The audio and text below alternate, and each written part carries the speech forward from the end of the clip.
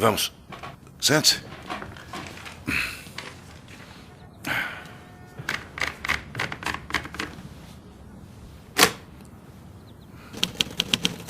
Vai em frente. Vai em frente o quê? Escreva. O que está fazendo? Estou escrevendo. Como você estará quando começar a bater nessas teclas.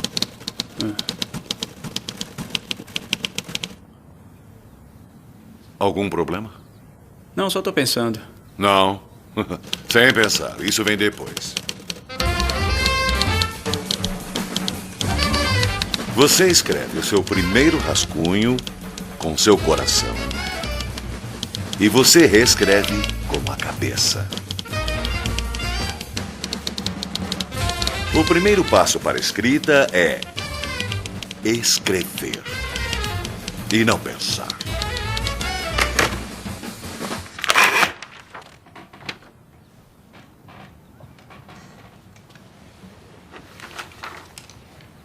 Nossa.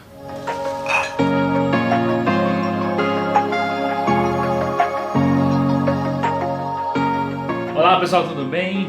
Mais uma vez estamos aqui com vocês nesta que é a Jornada do Escritor, Movimento da Escrita Brasil, Molde Brasil, né? E essa é a aula 3, né? Que nosso amigo Eduardo Carvalho está aqui passando pra gente mais uma nova aula inédita aqui no nosso curso, que não é um curso, é uma jornada. Uma jornada. Tem muita gente também entrando agora, né, nas aulas, assistindo agora a aula 1, e não tem problema, gente. Se você está começando agora, acompanhe a apostila, ou você pode escrever também com total liberdade. A apostila é um guia, uma referência para você ter, muitas vezes, criar esse hábito de escrever todos os dias, né? Sim.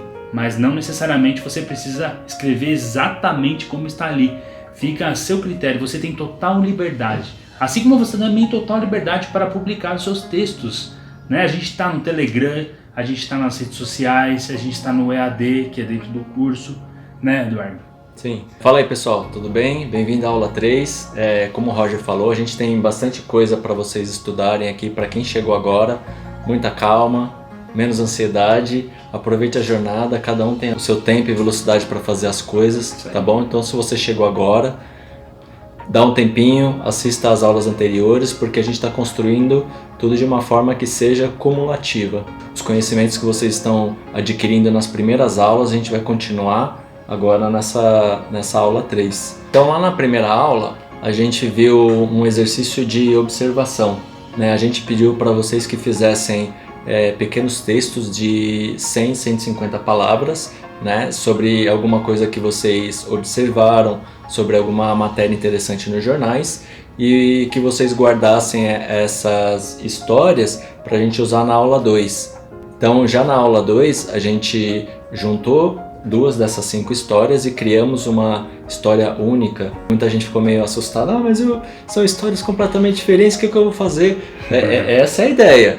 A gente colocou vocês no fogo e a gente quer que vocês saiam ilesos daí, né? Essa é uma parte importante da gente construir histórias a partir de 2 coisas completamente diferentes. A gente aprendeu que apenas uma única ideia que a gente tem é uma coisa um pouco diferente que a gente encontre do ordinário no mundo. É possível que a gente construa uma história mais longa. E esse exercício que a gente fez do IC serviu para isso, né? Para a gente expandir a nossa história para lados que a gente não havia imaginado ainda. E quem fez o exercício em dupla teve uma grande surpresa, porque como ele fez com outro escritor, provavelmente a outra pessoa foi acrescentando elementos que o dono da história não imaginava. Você recebeu algum feedback do pessoal, algum retorno de algum autor que fez o exercício em dupla? Sim, gostaram muito, porque eles nunca tinham feito isso e eles ficaram muito interessados nessa tarefa que para muita gente foi inovadora. Esse é um exercício que vocês vão guardar para sempre. É verdade. Tanto o exercício que a gente passou na aula 1 de observação, quanto o exercício da aula 2 que a gente usou o ICs. E agora, o que eu faço com esse monte de ICs, né? O que significa tudo isso? Excelente pergunta. Essa sequência que a gente fez de ICs, a ideia é que cada um deles sirva como um ponto importante da sua história. Como a gente expandiu ela desde da ideia original a várias etapas até a gente chegar num possível final, a gente entende que cada IC possa servir como um capítulo da sua história. Então, se ele for um conto, cada IC pode ser uma parte importante da história. Então, essa sua história ela vai ter diversos pontos de virada. Por isso que é interessante a gente fazer esse exercício com outra pessoa, porque ela vai colocar um conflito na sua história que você não tinha imaginado, e então você vai ter que ligar os dois pontos, do primeiro IC ao segundo IC. Então você vai ter que preencher até que faça sentido a ligação dos dois. É um conflito que ele faz a história ficar interessante, né? Exato. Porque toda a história ela precisa ter um conflito. Sim. Sem o conflito ela fica maçante, ela fica entediante. Verdade. Né? Quantos filmes a gente assiste que é chato? Mas é chato, não acontece nada. É justamente isso. Vocês vão perceber que em todo filme existe um ponto onde a gente não quer que aquilo aconteça. A gente fica com dó do personagem, que ele perde alguma coisa, ou alguém importante morre, o amor se desfaz e depois volta. Se a gente imaginar, por exemplo, um romance, ele vai ter sempre essa perda para ele voltar no final. Se você for observar, né, a gente lá atrás em O Vento Levou, você vê uma série de conflitos e perdas, né? Quando você acha que já chegou no limite, acontece algo mais drástico ainda e vai mudando os personagens e vai gerando um novo problema ali. Sim. Então a gente fica assistindo o filme porque a gente quer entender como que eles vão sair daquilo. Sim. Não que a gente queira o personagem em apuros, mas a gente quer entender qual é a força do personagem. Será que ele quer realmente muito sair daquilo ou ele vai se conformar com aquilo? Então a gente quer que as pessoas melhorem. Então a gente torce para as pessoas saírem. É por isso que a gente precisa ter conflito na história, para a pessoa sair diferente do que ela começou. Sejam internos ou externos, né? Sim. Que é bem interessante também, os conflitos internos às vezes, né? Às vezes o interno é mais interessante do que o externo, né? E os internos são os conflitos que o personagem não quer admitir. E a gente acompanhando a história, a gente entende quando o personagem quer camuflar alguma coisa, né? E às vezes alguma agressividade, a forma como ele age com outras pessoas, né? Então tudo isso esconde uma parte da personalidade do personagem. Chegando na ideia dos capítulos, a gente vai entender que a nossa história ela é dividida em diversos pontos, né? Então um romance, que é esse livro mais longo, ele normalmente é dividido em capítulos. Tem alguns que não são, né? É uma história só, o autor só coloca um asterisco lá e segue a história. Mas geralmente ele é dividido entre capítulos e não tem uma ciência exata para isso, né? A gente não tem como mensurar e falar para vocês aqui que o livro de vocês precisa ter 20 capítulos, 30 capítulos, cada capítulo precisa ter isso, aquilo. Então o que a gente está passando aqui para vocês é que, como a gente está construindo uma história mais longa, que ela seja dividida em diversos pontos conflitantes e que em cada capítulo exista algo que faça a história seguir adiante num problema, ou que resolva alguma coisa. Então o capítulo ele precisa fazer sentido na história toda, né? Porque se ele não fizer a história avançar, ou se ele não der novas informações pra gente, a gente tem que tirar esse capítulo, porque ele só vai ficar texto, texto, texto, e a gente precisa adicionar para criar a curiosidade para quem está lendo, né? Então uma outra parte importante da história que a gente está desenhando ou escrevendo é o cenário. O cenário ele é a ambientação da nossa história. Então se, por exemplo, a sua história se passa numa cidade que você conheça bem, você provavelmente não vai ter dificuldade para mostrar para as pessoas por onde seu personagem está andando, né? Então se você é de São Paulo, por exemplo, e a sua história se passa no centro de São Paulo, aí você vai explicar sobre a Praça da Sé, sobre a República, sobre a Praça da Liberdade. Então são locais de grande movimento, de pessoas, de carro, onde a gente tem estações do metrô, estações de trem, mais para o lado da Estação da Luz. Então a gente tem muitos locais para o personagem circular. Agora, se a sua história se passa numa cidade pequena, a gente não vai ter isso. né? A gente vai ter menos carro, a gente vai ter menos pessoas, a vida vai ser um pouco mais pacata, o seu personagem vai encontrar menos pessoas ao longo da história, né? Então, enquanto escritor ou escritora, você precisa definir onde que a sua história vai se passar. Agora, se a sua história é mais ficcional, se o seu cenário é num mundo diferente ou num mundo no futuro, por exemplo, você precisa imaginar tudo isso. Como que é o sistema de transporte? Se for num futuro muito distante, ainda existem carros? Se não existem, são carros voadores? Como que é o ambiente? As pessoas usam máscara ainda? Esse tipo de coisa. Então você precisa pensar nisso tudo. E a ficção científica mesmo, ou mesmo um cenário fantástico, ainda tem uma grande dificuldade, porque você precisa passar uma certa verossimilhança, né? O leitor ele precisa identificar que aquilo não é tão irreal assim, ou que é algo tão fantástico assim, fantasioso, ou seja, improvável. Você tem que passar uma certa veracidade, apesar de um cenário fantástico. Exato. Tal qual, por exemplo, Mandalorian, né? A série agora da Disney, né? Que ela passa ali os dilemas que se identificam muito bem com os humanos, né? Apesar de você lidar ali com seres alienígenas, monstros, né? Os dilemas, o cerne, a parte emocional, a carga emocional, ela é muito humana. O espectador, o leitor, ele se identifica, ele consegue ter essa identificação com o personagem e com o cenário. Ele passa a acreditar mesmo de que aquilo é real. Mesmo no mundo tão ficcional, a gente precisa manter uma certa proximidade com o nosso mundo real. A gente precisa ter uma certa ligação para a gente entender o que aquilo tem a ver com a gente, enquanto seres humanos, né? Por que eu preciso me importar com uma raça alienígena? Exato. A raça alienígena no Star Wars não é uma raça alienígena, é um povo diferente.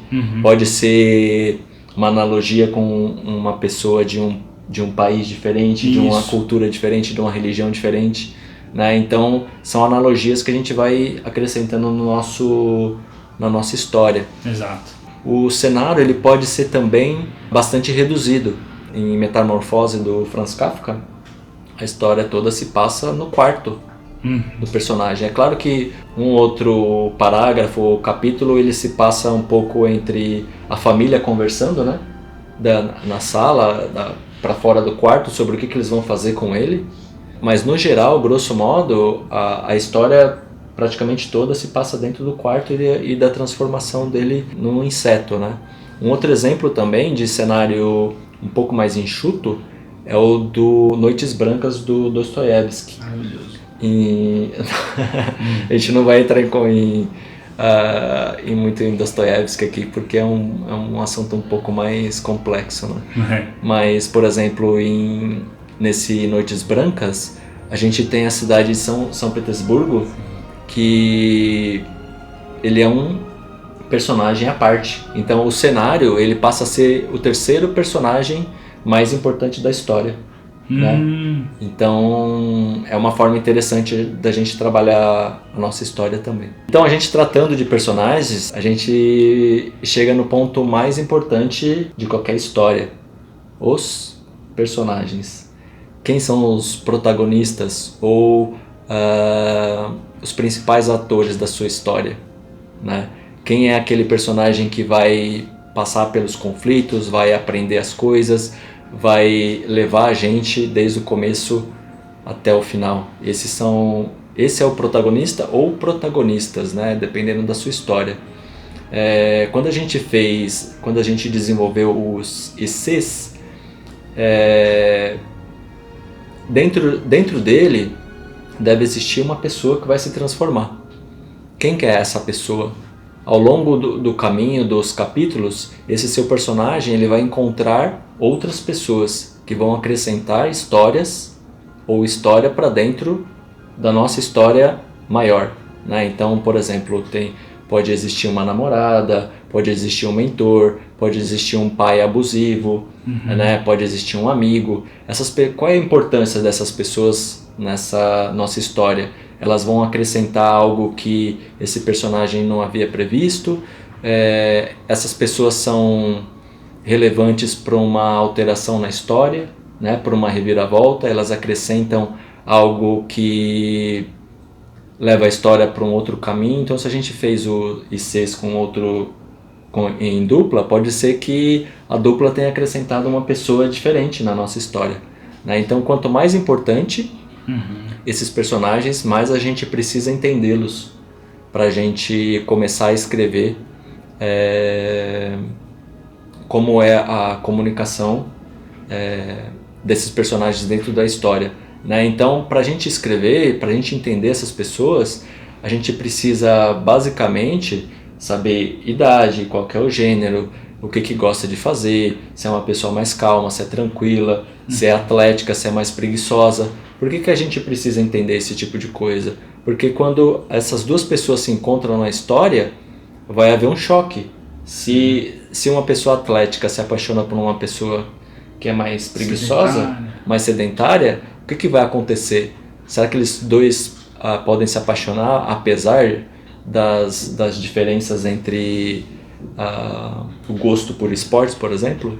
E se eles se apaixonarem, qual dos dois vai mudar, né? Qual dos dois vai se adaptar ao mundo do outro, né? Então você precisa entender o seu personagem a fundo para você saber como ele vai lidar com cada ponto na história, nos conflitos. É claro que a gente não consegue prever tudo, mas a gente precisa tentar fazer o máximo que a gente conseguir, né? Então esse personagem, ele vai começar a história, seja de um conto ou de um romance ou uma novela, ele vai começar essa história de uma maneira. Ele vai estar no mundinho dele, ele vai passar por várias transformações até chegar no final uma pessoa completamente diferente, né? Porque se essa pessoa não muda, o livro não faz sentido, né? Para que existiu o livro se a pessoa vai continuar a mesma? Então, a gente entendendo aqui quem são os personagens da nossa história, a gente chega num ponto agora que é o ponto de vista narrativo. Esse ponto de vista narrativo, ele nos ajuda a definir quem que vai contar a história. Se é o protagonista, o personagem principal, ou se é um narrador onisciente, né? Existem alguns tipos de narradores, a gente vai focar aqui nesse narrador que seria o em terceira pessoa e o em primeira pessoa. Então, se a história, eu estou contando a minha história, não necessariamente uma biografia, eu vou contar do meu jeito. Eu vou contar a história conforme eu imagino que aconteceu, não necessariamente que seja verdade. Então, quando eu encontro alguém e ela está emburrada, pode ser que eu ache que ela esteja emburrada comigo, né? Ou, por exemplo, que a Capitu me traiu, eu não sei, tá tudo na minha cabeça, né? Então, enquanto leitor, conforme eu vou lendo a história, eu só tenho o ponto de vista de quem está narrando, seja a primeira pessoa, né, que é o protagonista, estou contando a minha história, aconteceu assim, assim, assim.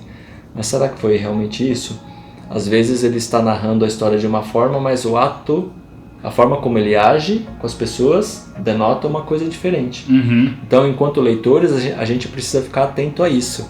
Já o narrador em terceira pessoa, ele conhece a história de fora, mas ele não conhece o que o personagem está sentindo, não entende o estado psicológico do personagem. Então, enquanto escritor ou escritora, você precisa definir qual é o tipo de história que você vai contar. Lembra das aulas de redação? Que a professora dizia, a sua história precisa ter começo, meio e fim? Então, a gente volta a ela. A gente volta lá para os anos do ginásio, né, ou do ensino fundamental agora. E por que isso é importante? Quando a gente trata de histórias narrativas em literatura ou cinema, a gente tem uma estrutura, essa mesma estrutura de começo, meio e fim, a gente deu o nome de estrutura de 3 atos, né? Então, o primeiro ato, a gente apresenta o personagem, a gente vai saber quem é o nosso protagonista, o mundo dessa pessoa, o que ela faz, né? Alguma coisa básica para a gente se apegar a essa pessoa. Então, ela precisa ser relevante o suficiente para a gente continuar lendo o livro. No segundo ato, a etapa mais longa da história, seja do filme ou do livro, ele pode perder o amor da vida dele. São as grandes transformações. Ele passou pelas transformações e a gente chega no terceiro ato. Como que ele passou por as mudanças do segundo ato e chegou até o terceiro? Será que ele se transformou o suficiente? Será que ele conseguiu o que queria? Né? Então, se ele era um cara que não saía de casa, não queria nada com a vida, como que ele está agora no terceiro ato? O que forçou ele a se transformar? Né? Então, se a gente pegar uma estrutura, por exemplo, é muito fácil entender essa estrutura de 3 atos quando a gente pega um filme romântico, por exemplo. É o mais fácil para a gente entender. Então, basicamente, um filme romântico é um casal se encontrando, né? Então, por exemplo, o garoto encontra a garota, é o primeiro ato. No segundo ato, o garoto perde a garota, e no terceiro ato, o garoto reencontra a garota. Né? Então, os filmes românticos eles seguem basicamente essa estrutura. A gente sabe que eles vão, no meio do filme, eles vão se perder, eles vão se odiar, eles vão ter ciúme, eles vão, sei lá, se estapear, alguma coisa do tipo. Eles vão jogar o carro em cima do outro. Mas no final, no terceiro ato, eles vão estar juntos, porque essa é a história deles. Né? Então essa história, essa estrutura ela não é fixa, né? Não tem número exato de capítulos que devam existir em cada parte em cada um dos atos, né? Mas basicamente a estrutura é essa, né? É claro que tem alguns filmes e livros que eles acabam extrapolando isso e acabam não usando esses 3 atos. Para entender a história precisa ter começo, meio e fim.